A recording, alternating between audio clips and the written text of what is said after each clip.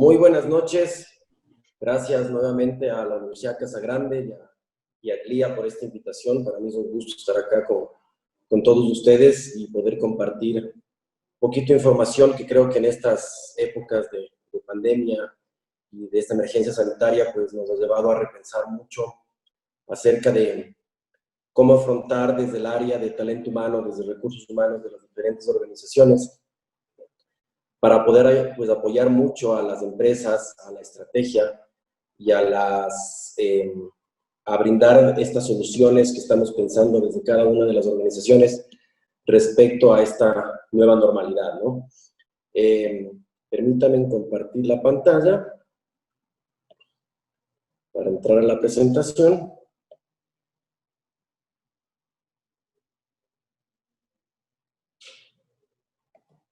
Entiendo que ahí están viendo, ¿verdad? Sí, perfecto. Y bueno. Vemos perfecto. Chévere.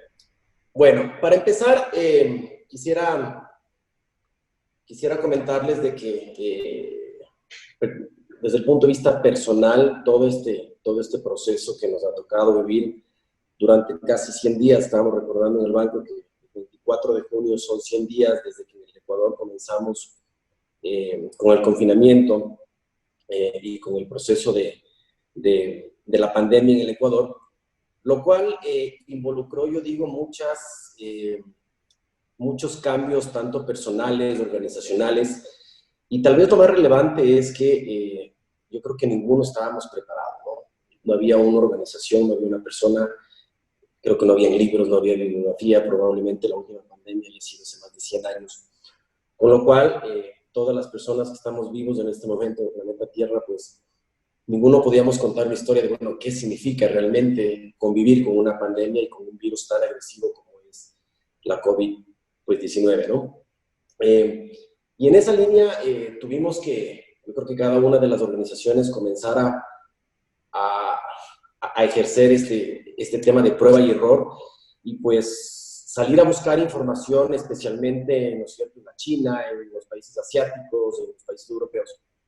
Si bien llevaban 2 o 3 semanas de ventaja en cuanto a la enfermedad, creo que esas semanas nos iban apoyando y nos iban ayudando a las organizaciones de este lado del mundo para saber, bueno, qué tipo de cosas son las que tenemos que comenzar a revisar, ¿no? Hay una lámina que les pongo ahorita y que me parece bien interesante desde la óptica de que, bueno, casi todos los expertos, casi todas las firmas que han entrado en este tema, a revisar, bueno, cómo vamos a apoyar a las organizaciones, y me gusta mucho este concepto de la nueva normalidad, porque definitivamente todos coinciden de que la nueva forma de vivir post-COVID va a ser muy diferente a la que teníamos antes, desde varios aspectos, ¿cierto? Y creo que los 5 más importantes que se pusieron mucho a prueba, ¿no es cierto?, durante este proceso, fueron, yo creo que empezando por el trabajo remoto, ¿no? El trabajo remoto era algo que definitivamente muchas organizaciones la teníamos como un piloto, o lo teníamos como una forma de trabajar, pero claro, en porcentajes muy pequeños. Yo creo que había otras organizaciones, especialmente en Norteamérica y en Europa, donde, claro, era una modalidad ya un poco más que formaba parte de la cultura y de la naturaleza de las organizaciones. Pero probablemente en este lado del mundo, en Latinoamérica, habíamos pocas organizaciones que habíamos hecho algunas pruebas. Yo les cuento, en Banco Pichincha nosotros teníamos cerca de 300 personas en la modalidad de teletrabajo, pero eso significaba un día a la semana. Y ese un día a la semana, pues los teletrabajadores a veces ni siquiera lo podían cumplir, porque justo, no sé, me invento, yo tenía los días jueves, y el día jueves me pusieron una reunión en el banco, entonces ya no podía hacer teletrabajo, porque claro, el Zoom y las diferentes herramientas no eran parte de la vida, ¿no es cierto? O sea, las reuniones eran físicamente, máximo por ahí, si es que había una teleconferencia con alguna otra ciudad o con algún otro país, se usaba, pero si estábamos en la misma ciudad, en el Ecuador o en Quito, o sea, las personas tenían que movilizarse, simplemente ese era el modus operandi, ¿no es cierto? Entonces, yo creo que es interesante cómo este COVID puso a prueba, digamos, esta nueva modalidad del teletrabajo. Ya voy a hablar un poco más adelante, bueno, ¿qué es lo que puede llegar a pasar después con este tema del teletrabajo? Lo segundo, y claro, hablándoles desde la banca, que puso mucho a prueba esto, es la necesidad urgente de la digitalización de la banca, ¿no? Probablemente el uso del efectivo es uno de los ingredientes, de los materiales donde probablemente el virus puede trasladarse, digamos, de una manera pues muy agresiva, ya que, claro, un billete circula, una moneda pasa de mano en mano. Y claro, puede ser que, digamos, el contacto de alguna persona que esté contagiada con el virus, al topar el billete, puede ser de que ese billete, digamos, como hemos escuchado y visto, algunos expertos hablan de que pues el virus puede sobrevivir algunos días, dependiendo del tipo de material en donde se hospede, pero claro, hablan de que los billetes pueden sobrevivir hasta 2 o 3 días, ¿sí? Entonces, esto que metió mucha presión hacia que los bancos comencemos a mirar de una forma mucho más agresiva, yo creo que ya lo veníamos haciendo, pero comenzar a cuestionarnos, ¿no? Bueno, ¿puede llegar a pasar que en un futuro cercano se elimine el efectivo, que el efectivo ya no sea la principal forma de intercambiar o de intercambio en el punto de vista comercial? Y claro, esto aceleró, digamos, muchos de los procesos que veníamos teniendo los bancos, y a mí siempre me gusta poner este ejemplo. Mi padre es una persona que jamás en su vida utilizó ni banca electrónica, ni la banca web, ni la app, o sea, ninguna forma electrónica o digital para hacer una transferencia, un depósito, etcétera, etcétera. Claro, vino el COVID y finalmente tuvo que hacerlo. Entonces ahora, claro, me siento de que una persona de cerca de 70 años, claro, ya le gusta, digamos, utilizar y ve la utilidad de hacerlo. Ya perdió el miedo, ya no piensa de que mientras se transfiere el dinero, no suelta en la nube o en esta zona virtual, alguien se le puede llegar a tomar su dinero y ahora ya siente menos miedo. El tercer tema es la formación a distancia. Yo creo que todos hemos sido testigos, y bueno, los que están aquí presentes, pues creo que COVID nos ha permitido tener acceso a muchísimos webinars, a muchísima información. Y eso ha sido bien interesante desde la óptica de que esto está ayudando a repensar inclusive varios modelos tradicionales de educación. No sé si han visto, pero por ejemplo el homeschooling también es otra alternativa que está comenzando a tomar mucha fuerza. Y hay varios países, varios colegios que están empezando a ofrecer esta alternativa, ¿no? Básicamente, pues los niños, así como están ahora, especialmente en la sierra y en la costa, que empezaron hace poco, comienzan a tener estas clases virtuales donde finalmente se les envía un cierto material, tienen clases por Zoom o por los diferentes medios de comunicación, ¿no es cierto? Y claro, por supuesto, el costo de esto puede llegar a ser significativamente menor que un niño o un adolescente vaya a un colegio físicamente. Pues creo que también puede haber por ahí, digamos, algunas diferencias interesantes en el futuro. La telemedicina yo creo que es otro factor interesante, otro de estos cosas que resurgieron, ¿no es cierto?, a través del COVID. ¿Quién se hubiera imaginado que la mayoría ahora de nosotros, para ir al médico, ya no vamos al médico, sino que le estamos, denme un segundito que me están diciendo que aparentemente la señal no está muy buena. ¿Me pueden confirmar, por favor? ¿Se me escucha bien? Voy a acercarme un poquito más acá a la pantalla para ver si es que de esa forma se me escucha menos eco.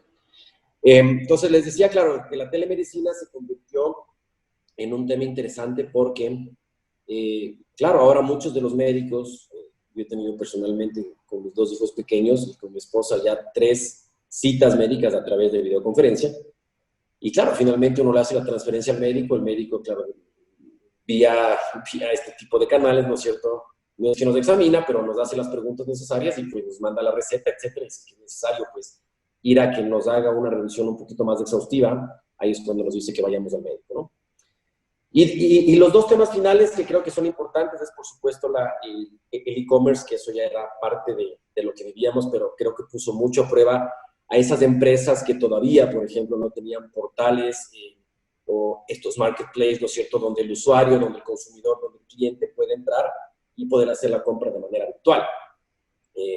Vi muchas empresas en el Ecuador que, claro, salieron corriendo a partir de, digamos, de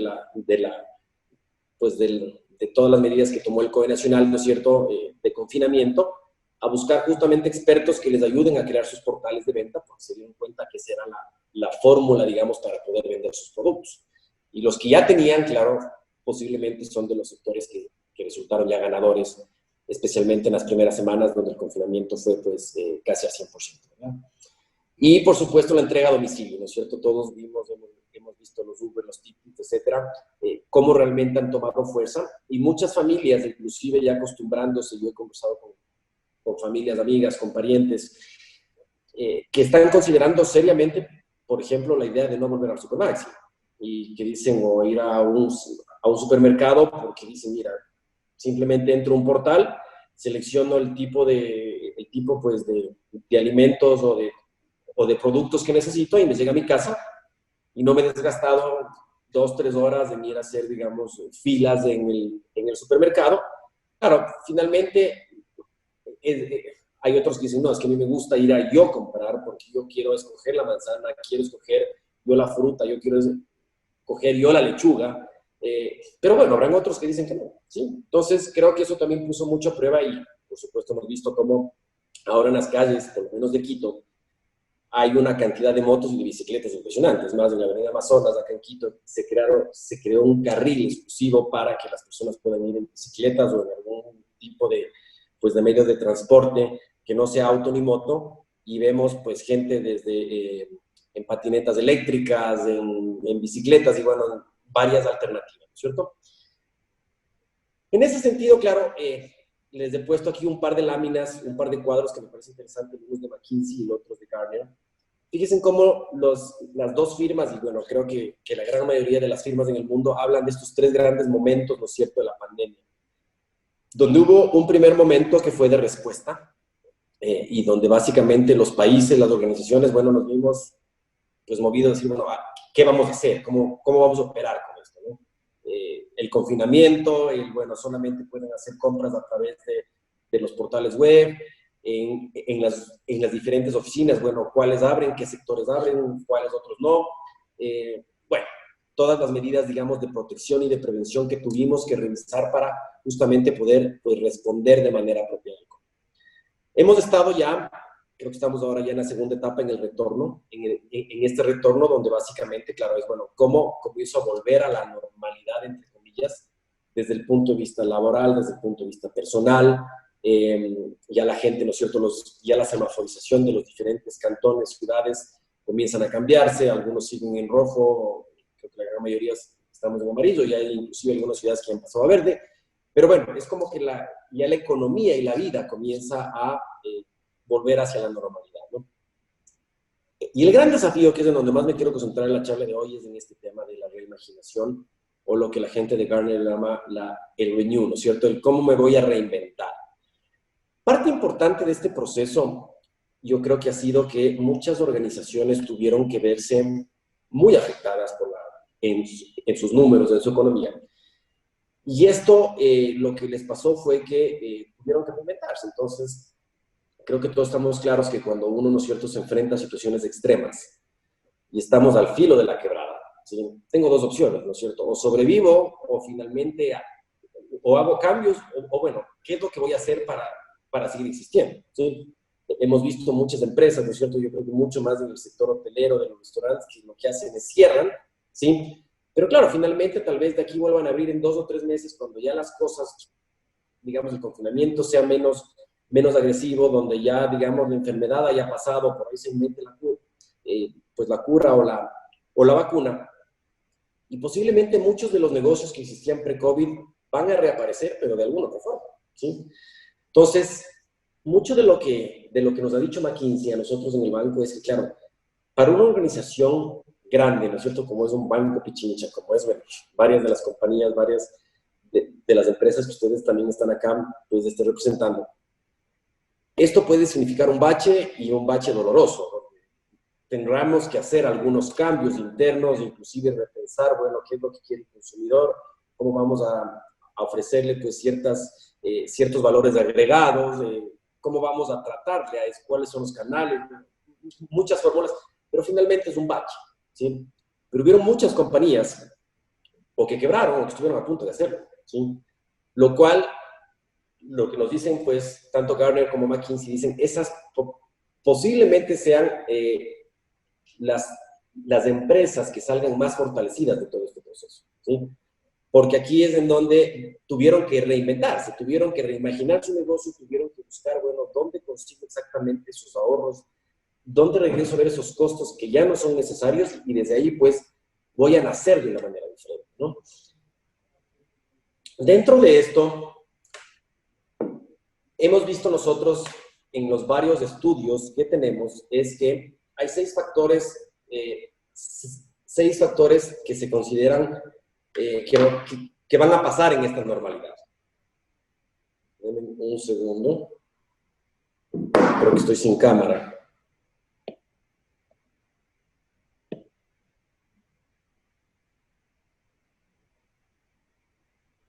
La verdad no sé cómo hacer para prender mi cámara, pero bueno, voy a dejarla apagada mejor. Creo que lo importante es para que puedan ver la presentación. 6 factores que los líderes pueden observar en esta nueva normalidad, ¿no? El primer punto es el distanciamiento se va a fortalecer, ¿no es cierto? Y cuando hablamos del distanciamiento, no solamente del distanciamiento social entre las personas, ¿sí? Sino que, claro, esto lo que va a fortalecer es que las herramientas tecnológicas van a comenzar a fortalecerse como la nueva forma de interacción social y comercial, ¿sí? O sea, nuevamente lo que les decía hace un momento, el proceso de ir al supermercado a hacer compras probablemente es en donde más riesgo voy a tener porque justamente el contacto o el distanciamiento social no necesariamente está garantizado, ¿sí? Entonces, si es que el día de mañana encuentro una alternativa, una opción, donde básicamente yo a través de una herramienta tecnológica pueda encontrar esa forma de que yo me proteja, ¿sí? Voy a comenzar a utilizar ese tipo de mecanismos, ¿sí? Y por supuesto, muchas de las compañías van a pensar, bueno, ¿cuáles son esas posibilidades de implementar medidas proteccionistas para evitar los contagios? Yo estuve el otro día en una charla con Gartner y ellos pues, nos decían, muchas de las personas, cuando hablamos en recursos humanos, de este famoso tema del Employee Value Proposition, de cuál es esa propuesta de valor hacia el empleado, pre-COVID hablábamos de que parte de nuestra oferta de valor hacia los empleados puede ser el tema de yo te ofrezco una carrera, tanto local e internacional, un tema de formación, aprendizaje, pertenecer a una marca grande, etcétera, etcétera, etcétera. Mucho de lo que estamos volviendo ahora es a que esa propuesta de valor hacia el empleado, ese Employee Value Proposition, lo que los candidatos más están valorando o quieren valorar, es la parte de la protección. ¿Qué tanto la compañía me va a ofrecer a mí como empleado esas condiciones de seguridad y de protección para yo poder seguir trabajando en esa organización? Entonces, fíjense en claro cómo el tema de las medidas de protección hacia el empleado también se convierte en un factor bien relevante dentro de esta nueva normalidad. El segundo punto es la resiliencia y la eficiencia como clave de la operación en el negocio. Yo les comentaba hace un momento que muchas organizaciones, al verse tan complicadas, inclusive a punto de quebrar, tras recibir este shock, ¿no es cierto?, están empezando muchas a salir fortalecidas, porque claro, lo que han hecho es repensar o modificar sus modelos de negocio. Entonces, claro, antes si es que el modelo tradicional de competir en la banca, en los seguros, en las telecomunicaciones era de X manera, probablemente lo que pase en los próximos meses es que esas formas de competir no sean iguales, porque pueden salir por ahí emprendimientos que hasta cierto punto, así como en la banca, hay las fintech, ¿no es cierto? Estas nuevas, digamos, pues emprendimientos que nacen, no es para competir a la banca, sino es justamente es un modelo de pago, por ejemplo, no sé si conocen aquí en Ecuador, hay Kushki, PayPal, por ejemplo, eso nace como un emprendimiento, como una fintech. Pero claro, pueden comenzar a aparecer estos modelos para las diferentes industrias en donde realmente van a sacudir mucho a las industrias pues muy tradicionales, y aquí creo que es importante que pues les ayudemos a los negocios a pensar, bueno, ¿será que lo que estamos haciendo nos va a ayudar en el futuro en función de estas nuevas realidades y de estos nuevos entornos, de estas nuevas necesidades de los consumidores o de los clientes? Dentro de este punto de la resiliencia y de la eficiencia, también creo que algo que nos ha revelado mucho esta pandemia es que definitivamente necesitamos tener planes de sucesión a nivel interno muy fortalecidos. Hubieron países, hubieron compañías que, claro, tuvieron muchos contagios, y eso puso, pues, en relevancia de que si es que yo no tenía bien identificado cuáles son cuál es ese pool de talentos, cuáles son esos planes de sucesión bien identificados y, por supuesto, ese backup o sucesor bien entrenado para poder hacer la gestión del otro, a muchas empresas, pues, sí les pasó una factura, ¿no? Yo digo especialmente compañías en Europa, vamos, por ejemplo, al norte de Italia, donde, claro, el nivel de contagios era tan alto que llegaba al punto en el cual cerca del 40% de una misma empresa podía estar contagiada. Entonces, claro, si yo no comienzo a generar muy bien esos planes de sucesión, puedo poner en riesgo la continuidad del negocio. Y eso creo que también, digamos, esa resiliencia para saber cómo muevo al talento, creo que también es algo que nos puso pues, mucho a prueba el tema del COVID y que hay que pensarlo en esta nueva normalidad, ¿no? Conciencia sobre los factores sociales, ambientales y de gobernanza. Yo creo que COVID también ha traído mucho, digamos, de esa parte. Y nuevamente pensando en protección, ¿no? Fíjense en cómo todas las compañías, las de delivery, las que vendían pues alimentos, etcétera, lo que más trataban de vendernos hacia los consumidores es que lo que yo te entrego cumple con las medidas de protección. Y a mí la primera vez que me llamó la atención esto fue cuando hace algún tiempo, por lo menos un par de meses, con mi esposa pedimos una pizza. Claro, vino el señor de la entrega, ¿no es cierto?, domicilio, pero en la parte de afuera, digamos, de la pizza venía una funda sellada con un sticker donde decía, estamos pensando en su seguridad. Claro, ¿qué me daba a mí, digamos, la sensación de que, claro, el producto que estaba dentro de esa bolsa, de esa funda, de ese empaque, nadie lo había topado, ¿sí? Entonces, pues muchas compañías comenzaron a mirar esa parte, ¿no? De, bueno, ¿cómo hago para que la oferta de valor sea protección y sea que el cliente o el consumidor se sienta tranquilo, cómodo, con lo que yo le estoy entregando realmente cumple con esas medidas de protección hacia los diferentes consumidores? El auge de la economía sin contacto, ya les comenté esta parte, ¿no es cierto? La telemedicina, el comercio electrónico, todo lo que tiene que ver con automatización, el tratar de que el uso, por ejemplo, cada vez menor del efectivo, y cómo hago para generar, digamos, modelos y estilos de pago a través de cualquier tipo de mecanismo virtual en el cual no tenga que hacer una transacción física a través de una moneda o de un billete. La compra en línea, por supuesto, se llega a fortalecer. Mucho, por ejemplo, lo que se vio y que vamos a ver en el futuro es la automatización de tareas claves, ¿no? Especialmente en la parte productiva, ¿sí? ¿Qué tipo de tareas o actividades de forma física, manual, tenían los empleados donde claramente, digamos, podías poner en riesgo casi la protección del producto?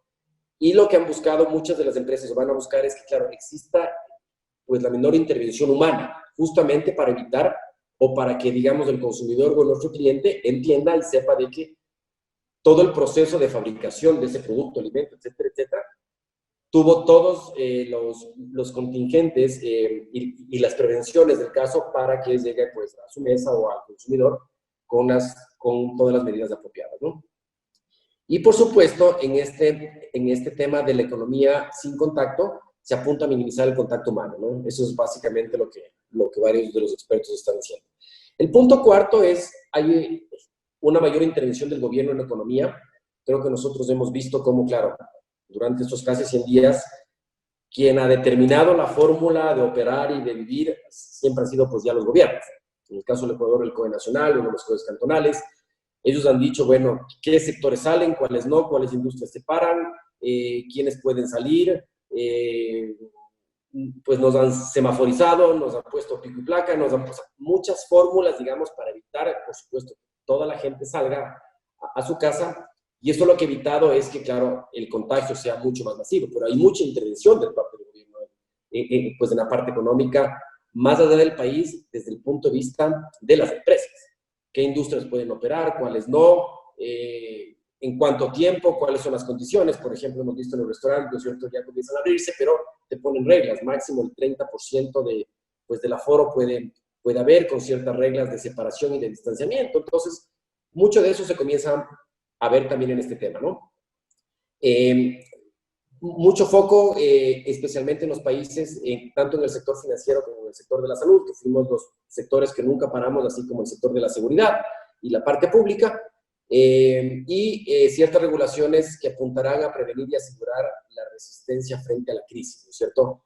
Ustedes han visto mucho de lo que el gobierno nacional ha hecho a través de esta regulación que todavía está en la aprobación de la Asamblea Nacional de la Ley Humanitaria, lleguen lleguen a acuerdos, ¿sí? Entonces, no quieren, pues, ninguno de los gobiernos de los diferentes países tener tanta intervención en el modelo de transacción. O sea, entre el arrendatario y el arrendador, ¿qué es lo que sale el gobierno a decir? Arréglense. Miren ustedes cuál es el precio, si es que se baja o no y cuáles son las condiciones. Casi entre empleador y empleado. Bueno, pónganse de acuerdo, yo te doy ciertos lineamientos y mírale tú si es que le bajas el sueldo, le reduces la jornada laboral. O sea, muchas fórmulas, digamos, que van más hacia lleguen a acuerdos entre las partes, ¿sí? No tanto un intervencionismo de yo te fijo el precio, yo te fijo la ley, no, es más bien vamos a dejar un poquito que sean, digamos, entre las diferentes partes donde lleguen a los diferentes acuerdos. Un mayor escrutinio de los negocios, donde el sentido de la responsabilidad social toma muchísima relevancia. Aquí es interesante cómo hay ciertos países donde se comienza a afianzar mucho el tema de la regulación en cuanto a la contratación vía relación de dependencia o a mantener, digamos, estas fórmulas externas de contratación a través de honorarios profesionales o a través de compro el producto, la pieza, la parte, que voy a entrar un poquito más en esa parte, pero vemos que hay, digamos, ciertas luces de que va a haber, digamos, una mayor flexibilidad en el mundo en cuanto a las formas de relacionamiento en la parte laboral, ¿cierto? Y finalmente, contar, digamos, con las acciones durante la emergencia. Creo que aquí ha sido bien importante cómo todas las compañías hemos generado protocolos de protección, mucho aprendiendo unos de los otros, compartiéndolos de información. Ha sido, yo creo que un proceso bien interesante de compartir. Creo que entre las diferentes empresas hemos tenido mucha esa apertura de este es el protocolo que lo tengo acá, te lo paso, o sea, menos celo a la información, que a mí me parece que ha sido algo bien interesante dentro de esta pandemia, ¿no? Y finalmente, pues, encontrar el lado positivo de las cosas, que creo que también ha sido una parte de los 6 factores de esta nueva normalidad, ya que hemos visto que en un principio había mucho escepticismo, mucho miedo, mucha pues, desinformación, y cada vez, claro, van pasando los días y la gente comienza, pues, a encontrar ese lado positivo, tanto en la parte personal como en la parte profesional, igualmente las industrias, las empresas y la sociedad en general. En ese sentido, después de estos 6 ejes de consideración que hemos puesto, vemos que hay 4 ejes de gestión desde la óptica ya de talento humano, ¿no? Donde, fíjense, lo que hemos creado es una matriz donde en el eje de las 10 tenemos la parte de qué tan complejo es implementarlo, y en el eje de las X está más bien qué tan profundo puede ser, digamos, esa práctica que se haga. Y vemos que hay estas cuatro grandes ejes, ¿no? Desde lo más complejo y más profundo, que es el modelamiento de la cultura. Todos los que estamos aquí, bueno, entiendo que somos en la mayoría de las áreas de recursos humanos, y sabemos que trabajar en cultura es muy complicado, ¿no? Porque cambiar la mentalidad, cambiar los paradigmas, las creencias de las organizaciones no es fácil, es bastante complejo. Déjenme empezar por acá. Entonces, claro, ¿qué vemos por acá nosotros? Es que vamos a tener que cambiar el mindset. Es esa, bueno, ¿cuál es esa nueva mentalidad organizacional? Dentro de todo lo que yo les he dicho, muchos de estos 6 factores, ¿no es cierto? Mucho de lo que está pasando en el mundo, en este renewal, en esta nueva forma de reimaginarse estas organizaciones, tenemos que nosotros también dentro de las empresas apoyar a la estrategia organizacional de las diferentes organizaciones donde estamos a hacerle repensar a los líderes de la organización, bueno, ¿cómo queremos que sea esta nueva organización?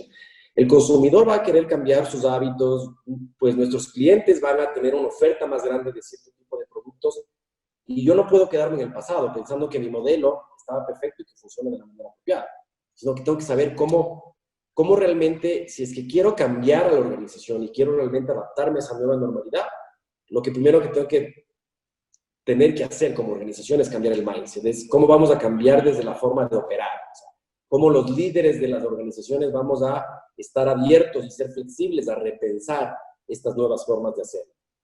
El segundo es, estamos viendo muchas organizaciones justamente en línea de lo digital, como les decía pues hace un momento, este tema del auge de la economía sin contacto y todo lo que tiene que ver con el distanciamiento, lo que va a generar es que los usuarios, los consumidores, vamos a querer utilizar muchísimos temas digitales.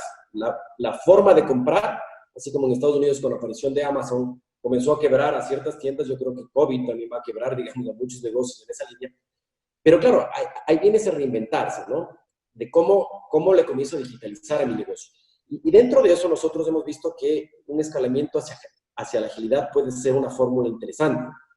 ¿Y esto qué significa? De que, claro, dejamos de operar desde la forma tradicional, ¿no es cierto? Desde la verticalidad, desde la forma piramidal clásica de las organizaciones, y nos movemos más bien hacia el funcionamiento a través de células, donde existen, bueno, estos nuevos roles, donde el trabajo colaborativo es el que marca, pues, la pauta, donde los rituales forman parte, digamos, de la metodología, y hay un proceso de seguimiento mucho más real a lo realmente importante, ¿no? Comienzo a trabajar desde un proceso un poquito más pensado en el prototipo, más que en el producto terminado, ¿no es cierto? El famoso MVP, el Minimum Product Viable Product, que es, bueno, cómo, si es que el cliente necesita que en la nueva app tengamos, o el cliente quiere una nueva app, bueno, ¿por qué necesita la nueva app? ¿No es cierto? O cuáles son los cambios que voy a hacer. Yo siempre digo aquí el ejemplo, todos los que tenemos teléfonos, ¿no es cierto?, el celular, cada cierto tiempo nos pide una actualización. Y si es que Apple se demoraría en hacer una actualización desde la fórmula tradicional de la ejecución de los proyectos, pues créanme que ya no existiría Apple, ¿sí? Estos son, claro, se funciona a través de sprints, que son, pues, modelos de 3 meses, donde básicamente se pone un OKR, que se llama, que es un Objective Key Result, que nace desde la óptica del cliente. Entonces, pues mi mente, el cliente quiere que la cámara del iPhone pueda tomar también fotos en cámara lenta, y eso no tenía, pues, el funcionamiento. Entonces, bueno, voy a hacer las pruebas para que en los próximos 3 meses esa facultad, digamos, del teléfono ya lo pueda hacer. Desde la fórmula, digamos, tradicional y de operación, desde la fórmula de piramidal, pues lo que debería pensar es que Apple tiene que crear un nuevo teléfono, ¿sí? Entonces, esta parte, digamos, de todo lo que tiene que ver con el escalamiento pues, a la agilidad, nos suena de que podría ser algo interesante que ayude justamente a este nuevo modelamiento de la cultura, pues, en el trabajo, y que justamente permita que las cosas vayan un poquito más rápido. Un plan sostenido de reskilling y upskilling, creo que hemos escuchado muchísimo esto durante la pandemia, y es justamente, bueno, ¿cómo comienzo a utilizar la capacidad instalada que tengo, el talento que tengo en la organización, pensando en aquellas capacidades que en este momento no lo tengo, pero puedo llegar a tener de aquí en los próximos 2, 3 meses, 1 año, 3 años, etc.? Y si estoy pensando en agilidad, y si estoy pensando en estas nuevas formas de trabajar, por ejemplo, temas analíticos, ¿no es cierto? En el banco a nosotros, pues, nos ha tocado salir a contratar varios científicos de datos, pero claro, ya hemos encontrado, digamos, ahora una nueva fórmula de decir, bueno, ¿y por qué no formamos a la gente interna en que en X número de meses, ¿no es cierto?, este grupo de personas que ya tienen un conocimiento, pues, y tienen ya la habilidad en cuanto a la parte más analítica, que se conviertan realmente en esos futuros data scientists y que nos ayuden como organización? Entonces, el poder identificar exactamente cuáles son esas capacidades que no tengo en este momento, pero que van a ser necesarias en el futuro, es clave también dentro de este tema que les comento de la cultura del trabajo. Ya les comenté el tema de los OKRs, ¿no es cierto?, que no es más allá de decir, bueno, el cliente quiere que el teléfono celular pues mejore no sé, me voy a inventar algo, el aplicativo que graba la voz, ¿sí? Solamente puede grabar 10 segundos y el cliente nos está pidiendo que grabe 50 segundos. Bueno, entonces, a través de eso se sienta la célula, ¿no es cierto?, y comienza a operar, y tiene un sprint donde básicamente, generalmente son 3 meses, donde en esos 3 meses tiene que sacar ya, digamos, ese producto terminado. Y eso todo es a prueba y error, ¿sí? Lo que puede llegar a pasar es que nos equivocamos y, bueno, finalmente no es que dañamos todo el teléfono, solamente le dañamos a la aplicación que graba las voces, ¿sí? Y luego, bueno, vamos a hacer ya los siguientes ajustes. Pero este tipo de modelos, como les digo, de la agilidad, va ayudando mucho a saber cuáles son esos pasos cortos que tenemos que dar, pero que finalmente son los que nos diferencian con la competencia. Y finalmente la comunicación omnicanal y de doble vía, ¿no? Yo creo que COVID puso mucho a prueba realmente las capacidades de las organizaciones de qué tan buena comunicación llegas a tener. Y no solamente es comunicación de arriba hacia abajo, ¿no?, sino también cómo levantamos la voz del empleado, la voz de quien está operando en la parte baja de la pirámide, y que son probablemente quienes tienen las ideas más claras o las soluciones a los problemas más complejos.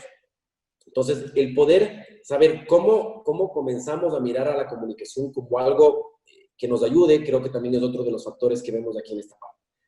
Dentro de lo que son nuevas funciones y modelos de compensaciones, aquí es, bueno, vamos a ponernos el rol ahora de nosotros, somos los arquitectos de la organización, somos quienes creamos las estructuras, somos quienes miramos del mundo los cargos, y creo que los grandes desafíos que tiene toda organización es pensar, bueno, ¿cuál es el tamaño ideal de la organización? ¿No es cierto?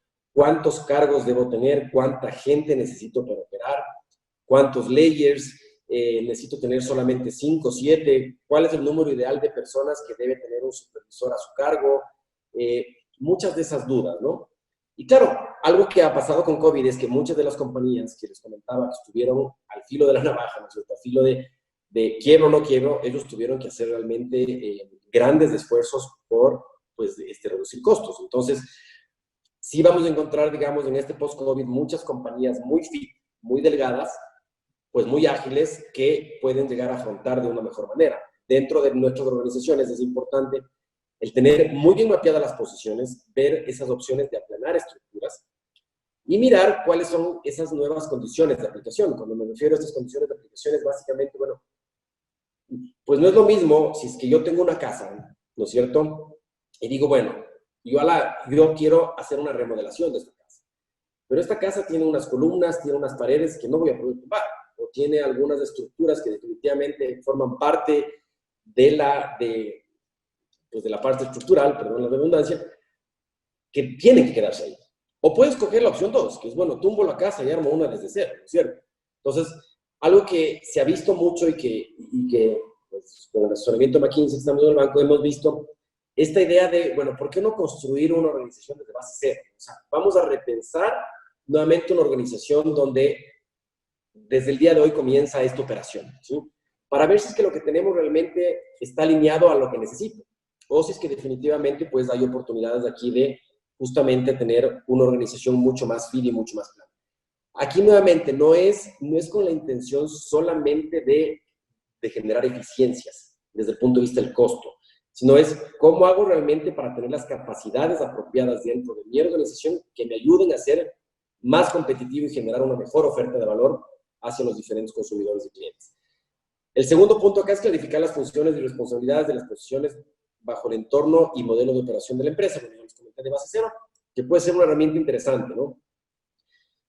Voy a reconstruir mi organización en función de lo que creo que necesito, pero claro, para esto, digamos, hay toda una metodología atrás, donde básicamente lo que dicen los expertos es, tenemos que comenzar desde el proceso. Parte de los grandes pues, equivocaciones que hemos tenido en el pasado nosotros desde los recursos humanos en las diferentes organizaciones, justamente en línea de crear estas eficiencias, es que hemos buscado que las diferentes áreas revisen dentro de sus estructuras. Bueno, dime tú dónde hay esta oportunidad de que generes 2, 3, 4, 5 eficiencias de X porcentaje, etcétera.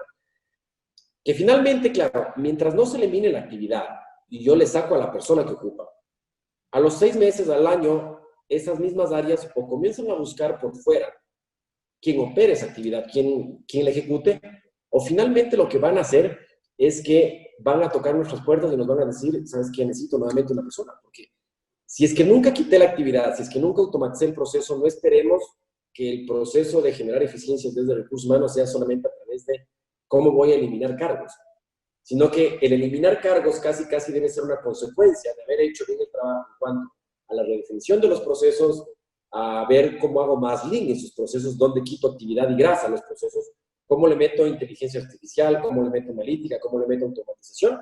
Y producto de eso yo tengo ya una serie, digamos, de actividades donde los cargos que estaban operando ese tipo de actividades ya no los necesito.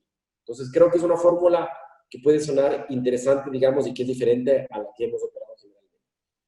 Ajuste a las posiciones críticas y claves, ya les comentaba, creo que COVID también nos puso mucho a prueba este tema de si no tenemos bien identificado cuáles son esas posiciones críticas y claves y los ocupantes de esas posiciones y el día de mañana se nos enferman, y claro, comienzo a tener menos personas que puedan operar, puedo poner en riesgo la continuidad del negocio. Y aquí también es interesante nuevos esquemas de compensaciones y de bonificaciones, ¿no? Este modelo que les comentaba acá de los OKRs y de este modelo de comenzar a trabajar más a través de la agilidad, lo que permite también es repensar las fórmulas, por ejemplo, de cómo voy a evaluar el desempeño y cómo voy a pagar los variables. Si es que yo, en el modelo tradicional, yo evalúo el desempeño a través de un año, 12 meses, y el variable está en función del resultado de esos 12 meses, muchas compañías en agilidad lo que comienzan a hacer es, yo te evalúo por sprint, o por el producto mínimo viable, generalmente son 3 meses, y te genera un variable en función de cuál fue el resultado de ese producto que tú me estás presentando. Entonces, pueden haber también nuevas alternativas donde lo que puede llegar a pasar es que la fórmula tradicional de que gran parte, digamos, de la compensación total está en el fijo y una poca en el variable, puede llegar a pasar, y ya pasa mucho, perdón la redundancia, en compañías mucho más con el tema de la agilidad, donde sus modelos de compensación es 50-50. Inclusive muchos son muy agresivos y dicen, no, yo te pago 0 al fijo y todo está el variable en función del resultado que tú me generes. ¿Sí? Entonces, pueden haber cambios por ahí interesantes dentro de este mundo. En cuanto a la parte de la productividad y las herramientas de seguimiento, creo que el gran desafío que nos puso a prueba el teletrabajo dentro de las organizaciones fue decir, bueno, ¿cómo mido productividad? ¿Realmente el que está trabajando en casa está siendo igual de productivo que mientras estaba en la oficina? O yo creo que ahora la pregunta que nos hacemos es, ¿el que está en la oficina es igual de productivo que el que está en casa? Pueden haber, digamos, desde las dos vías, ¿no? Entonces, creo que mucha de la demanda que tenemos de parte de nuestros equipos directivos, desde los directorios de las diferentes organizaciones, es, a ver, recursos humanos, necesitamos que nos ayuden a medir productividad. Necesitamos herramientas que nos ayuden a saber que las personas que están ocupando los diferentes cargos realmente están generando la productividad que yo necesito, ¿sí? A través de medición de tiempos, a través de la medición de resultados, de las diferentes formas que existan. Porque está claro que el teletrabajo es una forma de trabajar que debería quedarse, pero debería quedarse siempre y cuando podamos llegar a medir cuál es la productividad y la eficacia, digamos, de ese tipo de modelo de trabajo. Ojo, yo soy un fiel creyente pues, del teletrabajo y creo que pues ayuda mucho a generar una productividad mayor a las personas, ¿sí? Hay algunas personas que todavía son un poco escépticas, pero yo, como les digo, desde mi lado, yo creo que más bien es algo muy positivo para las organizaciones. Pero hay que profundizar el uso de las herramientas tecnológicas para apalancar el teletrabajo, y aquí pues muchos de los temas que tenemos que ver es también la parte de la seguridad de la información. Esto también reveló el teletrabajo, muchas personas conectadas, claro, hubieron muchos hackers y muchos ataques de parte de estas personas que lo que se aprovecharon es que, claro, no todas las compañías tenían el nivel de seguridad tan apropiado y claro, pusieron a prueba también muchos de esos temas, ¿no? Y cuando hablo de las herramientas es, bueno, tienen los empleados las herramientas tecnológicas desde la laptop, el VPN, la conexión al internet, etcétera, etcétera, hasta las pues, herramientas desde el punto de vista de la ergonomía, ¿no? Tienen las condiciones para laborar o no dentro de casa en función de lo que requiere la norma, ¿no? Una buena silla ergonómica, un lugar que sea apropiado, etcétera, etcétera. Y ya en las nuevas condiciones que creo que estamos ya viviéndolo, no me quiero atrever mucho con el trabajo, digamos, pensando que un 30% de la planilla debería ser permanente, eso es lo que hablan, digamos, cada una de las firmas y de los expertos a nivel mundial, que es el porcentaje que las empresas están pensando que debería permanecer en teletrabajo. Por supuesto, esto genera también que las estructuras físicas, que los layouts físicos también puedan ser optimizados, ¿no es cierto? Ciertos modelos de estandarización o las famosas oficinas de hotel, donde yo ya no tengo un puesto fijo, sino que básicamente llego a la oficina y pues el puesto que esté desocupado es el que ocupo. Varias fórmulas de eso, ¿no? Bueno, el tema de las reuniones, ya no voy a necesitar tantas salas de reuniones, y finalmente muchas de las reuniones se hacen vía Zoom. O sea, ¿cuál es el espacio que necesito, no? Y en el tema de las reuniones también para mí es interesante encontrar que hemos aprendido a usar de manera mucho más eficiente el tiempo, ¿no? Una reunión comienza a tal hora y termina siempre a la hora perfecta, porque generalmente ya tenemos otro. Entonces, creo que nos ha ayudado también a ser mucho más disciplinados en este tema. Y el tema de alimentación y uniformes, bueno, varias compañías tuvimos que revisar también esta parte para decir, bueno, ¿qué hacemos? Porque, claro, ¿hasta qué punto el uso o pues el otorgar cierto tipo de beneficios en esta nueva normalidad sigue siendo algo importante? O, por ejemplo, es más valorado por el empleado, antes de que me des un uniforme, que me digas, ¿sabes qué? Págame el internet porque yo quiero hacer el teletrabajo en mi casa. O dame una silla ergonómica, préstame una silla ergonómica, que es lo que me va a ayudar o que me va a facilitar, digamos, este teletrabajo desde la casa. Diferentes protocolos para viajes, para todo lo que tiene que ver con las medidas de protección, etcétera, etcétera. Eh, y pues bueno, digamos, esto dentro de estos 4 ejes de gestión. En honor al tiempo, no me quiero alargar más en la presentación y más bien permítanme irme a las preguntas, porque deben haber varias y si quiero poder contestarles.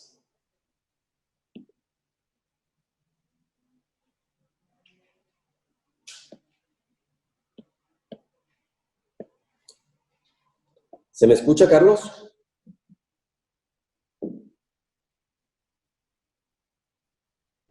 Sí, se escucha bien. Perfecto. Bien, a las Ok, personas que tengan algún tipo de interrogante o pregunta, pues pueden hacerlas ahora, ya sea en el chat o en el botón de preguntas y respuestas, si es que les quedó alguna duda de la presentación de José Luis.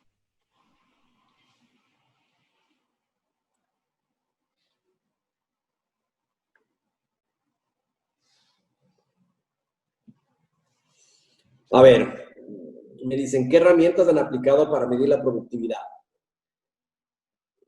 Esa es una excelente pregunta porque todavía estamos analizando cuáles son las mejores alternativas.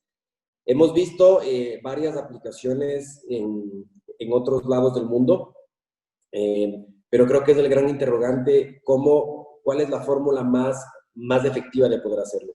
Yo les diría que desde el punto de vista de estos modelos de agilidad, el comenzar a medir a través de OKRs comienza a tener una fórmula un poquito más objetiva de lograr medir realmente el aporte de los empleados hacia la organización, ¿no? Y recuerden que, claro, una célula, que es la que tiene que pues, operar definitivamente estos diferentes pues, OKRs, la propia célula también comienza a autorregularse. Entonces, si es que algún miembro de la célula no comienza a tener el nivel de productividad apropiado, los otros miembros de la misma célula son quienes le comienzan a exigir un ritmo diferente, porque, claro, hay varios rituales, dailies, weeklies, etcétera, etcétera, donde ellos tienen que entregar cada semana ciertos entregables, y si es que no van al ritmo apropiado, o si es que una de las personas no llega, digamos, a tener el mismo ritmo, puede poner en riesgo a toda la célula. Entonces, creemos que por ahí puede ser una alternativa interesante, pero claro, estamos revisando cuáles son alternativas y si más bien luego podemos compartir algunas otras herramientas, pues creo que sería interesante. Veo que hay otra pregunta que va por el mismo tema de Adriana Gutiérrez. ¿Estas modificaciones deben quedar establecidas de forma indefinida o solo aplicarse a situaciones especiales como la última pandemia que atravesamos? Yo lo que les he presentado el día de hoy es básicamente pensando en la nueva normalidad, ¿no? O sea, es algo futurista donde creo que mucho nuestro rol desde recursos humanos va a tener que apalancar mucho la estrategia y ayudar a los líderes a repensar exactamente cómo va a ser esa nueva realidad. Yo siempre digo, dentro de recursos humanos nosotros tenemos 3 grandes clientes o 3 grandes roles. El mundo de las personas, que para los que somos psicólogos es como que tenemos mucho más afinidad, ¿no es cierto? El desarrollo organizacional, el mundo de la selección, del talento, etcétera, etcétera. Que es un mundo donde básicamente le vemos a la persona, digamos, y le vamos acompañando en su proceso de crecimiento y de desarrollo.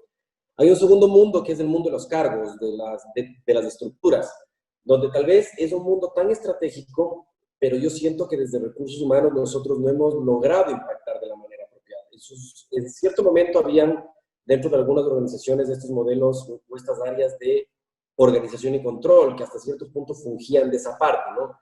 Pero yo creo que nosotros estamos llamados como área de recursos humanos a ayudar a la organización a saber, bueno, cuál es la estructura ideal. Yo siempre pongo el ejemplo de que, claro, yo me quiero hacer una casa, contrato al mejor arquitecto y el arquitecto me dice, mira, José Luis, esta es tu linda casa con 4 columnas, sin paredes, súper plano, súper abierto. Y claro, me encanta. El día de mañana voy a construir, le contrato al ingeniero civil y me dice, José Luis, linda tu casa, pues te va a caer. O sea, las columnas no tienen el tamaño suficiente como para soportar 3 pisos. Tú necesitas también tener aquí una pared, una columna donde necesites soportar. Mucho de esa parte nuestra como recursos humanos que tenemos que ir apoyando a las organizaciones, creo que es parte también re importante en estos momentos para las empresas, ¿no? Pues ayudarle a la organización a repensar, bueno,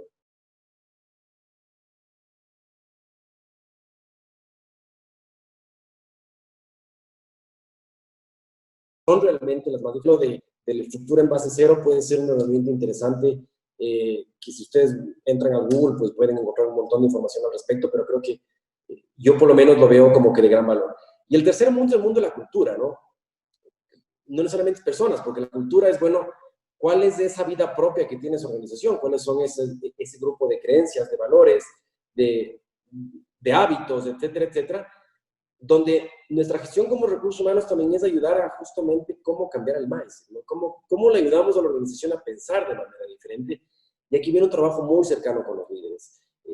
Yo siento de que esa labor nuestra desde recursos humanos, hay muchas empresas en el mundo donde el área de innovación está anclando recursos humanos, para que tengan una idea del potencial que podemos llegar a tener, porque justamente somos quienes tenemos que ayudarle a que la organización piense, trabaje y opere de manera diferente. No necesariamente lo que nos ha traído hasta la fecha, pues a ser exitosos es lo que nos va a mantener en el tiempo. Entonces, sí les invito a que también, digamos, ayudemos a los diferentes equipos pues, ejecutivos a repensar, digamos, cómo puedo yo desde recursos humanos generar, digamos, esos nuevos cambios en la cultura.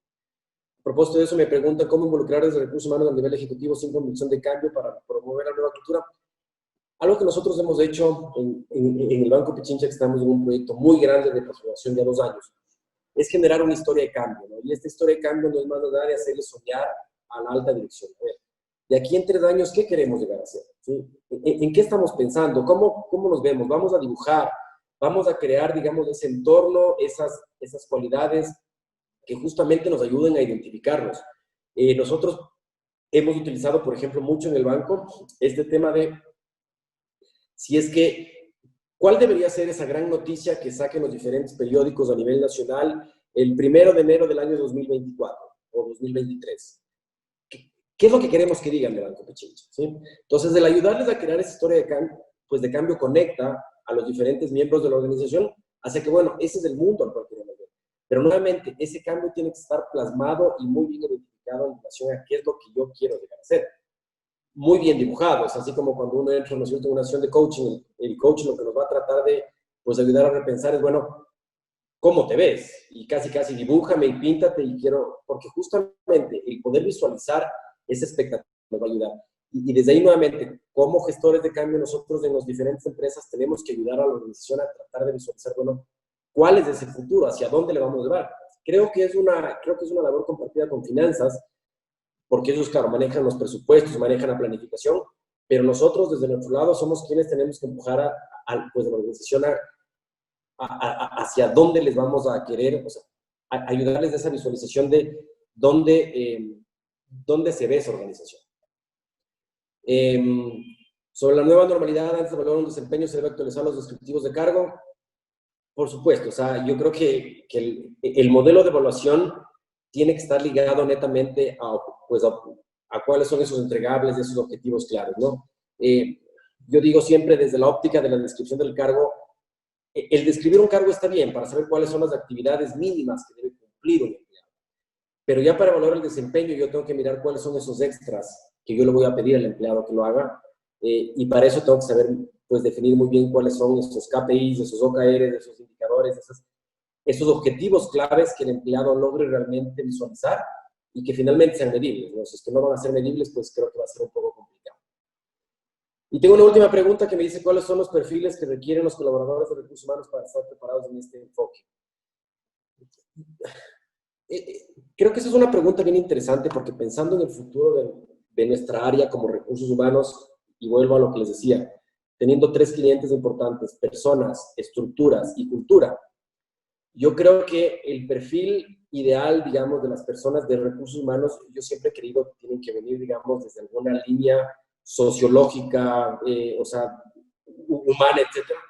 Pero, por ejemplo, el tema de las estructuras, quienes más conocen de eso probablemente son ingenieros de procesos, son ingenieros industriales. Creo que el mix es el mundo ideal, ¿no? Mucho de lo que nosotros tenemos que hacer como área, tal vez como última recomendación, es cuál es el impacto y cuál es el valor agregado que yo le quiero dar a la organización. ¿Cómo quiero que me reconozcan? Como un área que hace bien las transacciones, que hago bien el proceso de selección, que hago bien la capacitación, que pago la nómina a tiempo, etcétera. ¿O soy un área que definitivamente estoy apoyando a la transformación de la organización, estoy ayudando a la organización, estoy siendo quien ayuda con la disrupción dentro de los modelos de negocio, porque nosotros tenemos mucha información que es súper válida y que a veces no la sabemos utilizar, ¿sí? Esta mirada de las estructuras, por ejemplo, desde el punto de vista de la organización, nos ayuda a identificar muchas zonas grises. Yo siempre creo que es importante cuando hace alguien un descriptivo del cargo, ¿no es cierto? Pues no hay peor cosa que si es que un cargo o un proceso, una actividad, el cargo 1 tiene una parte de la actividad y el cargo 2 tiene pues otra parte de esa actividad, pero entre los dos no saben bien qué es lo que tienen que hacer y dónde está esa línea, digamos, que divide el uno del otro, o se generan cuellos de botella o se generan pues reprocesos. Hay muchas cosas que estén en nuestras manos el poder ayudarle a la organización a que sea más rápida, más flexible, a justamente ayudarla a pensar desde la óptica, no desde lo procesal. Yo creo que lo procesal todo es descentralizable, ¿no? O sea, el proceso de selección, contrato a la compañía al lado, lo de capacitación también le contrato a X, nómina, pues ni se diga. O sea, todo lo transaccional ya no genera valor desde recursos humanos. Creo que nuestro rol más importante hacia las organizaciones es ser esos generadores de cambios y de transformación en las empresas y pues ayudar nuevamente al cambio de mindset organizacional a estos líderes, acompañarles en justamente pues apoyar a repensar cuál es esa estrategia, cuál es ese futuro de la organización. Creo que estamos ya con el tiempo completo. No sé si es que, Carlos, ¿me ayudas con alguna más? Pues sí, si te gustaría responder una última pregunta y con eso vamos cerrando. ¿Tienes alguna más o Déjame ya? ver, las estoy leyendo para ver si es que... A ver, me preguntan, en esta nueva normalidad de los ajustes económicos que actualmente tienen las organizaciones, ¿cómo logras mantener motivado al personal? Considerando que por la situación muchas empresas han disminuido las horas de trabajo y sus remuneraciones. Sí, yo creo que es parte fundamental de esto. Yo hablo de que el COVID es una economía de guerra, ¿no? Entonces, una economía de guerra, el que tiene, si es que antes yo era exigente, o sea, mis expectativas respecto a lo que quiero de la organización han cambiado muchísimo, ¿no? Antes yo me quejaba de que pues, la comida no me gusta, que el horario de trabajo no me gusta, que la oficina es fea, etcétera, etcétera. Les apuesto que muchos de los empleados en este momento no estamos pensando en eso, ¿no? Estamos pues, agradeciendo tener un trabajo, ¿sí? Porque hay muchos que no lo tienen. Entonces, desde esa óptica, yo creo que la motivación hacia nuestros equipos de trabajo y hacia los diferentes pues, empleados de las organizaciones tiene que ser en el tema de justamente, yo creo que es el reconocer el trabajo que están haciendo, ¿no? Muchos están en la primera línea de batalla, ¿no es cierto? Quienes siempre, pues yo me pongo a pensar en las personas, no sé, pues el cajero en un supermercado, el cajero pues, en un banco, el señor que maneja un bus, son personas que están demasiado expuestas, ¿sí? Sin embargo, tienen una motivación para seguir haciendo su trabajo. Creo que tenemos que reconocer, es la primera parte. Y lo segundo, tenemos que siempre anclar con un propósito, ¿no? Yo creo que la motivación siempre tiene que estar anclada a un propósito y es un buen momento para, como organización, nosotros también comunicar cuál es ese propósito organizacional. Más allá de yo ser un banco y prestar y recibir plata de los clientes, bueno, ¿cuál es el propósito? ¿Por qué existimos? ¿Sí? ¿Para qué estamos? ¿Sí? Entonces, hemos hecho, por ejemplo, nosotros en estos últimos 3 meses fuertes campañas en relación a cómo conectamos a los empleados con el propósito de Banco Pichincha, que es ayudar a cumplir los sueños de nuestros clientes y de la sociedad. Entonces, el ir conectando, que la gente sienta, digamos, esa emocionalidad hacia lo que yo hago definitivamente está conectado con algo superior a mí, genera, digamos, estos efectos mucho más positivos de la motivación. Pero como les digo, para mí es súper importante en estos momentos el poder reconocerlo, porque no es fácil para mucha gente. Hay algunos que siguen haciendo pues teletrabajo y creo que es mucho más cómodo, pero hay otros que no pueden hacer teletrabajo, ¿no? Y están en el campo de batalla, como les digo, y pues creo que es gente que merece pues, nuestro reconocimiento y o sea, nuestros aplausos, digamos, porque finalmente es el grupo de gente que está sacando el país adelante. Creo que, bueno, pues en honor al tiempo paremos. Muchas gracias a todos por sus preguntas. Espero haber cubierto con las expectativas. El tema, como les digo, es bien amplio. Tenía un par de láminas más, pero ya no me dio el tiempo. pero como mensaje final lo que les diría es, pensemos en esa tercera R, ¿no? En esa tercera R de justamente cómo nos vamos a reinventar. Y seamos nosotros, desde el área de talento humano, quienes empujemos a la organización a poder pensar en ello. Muchísimas gracias a todos por su participación.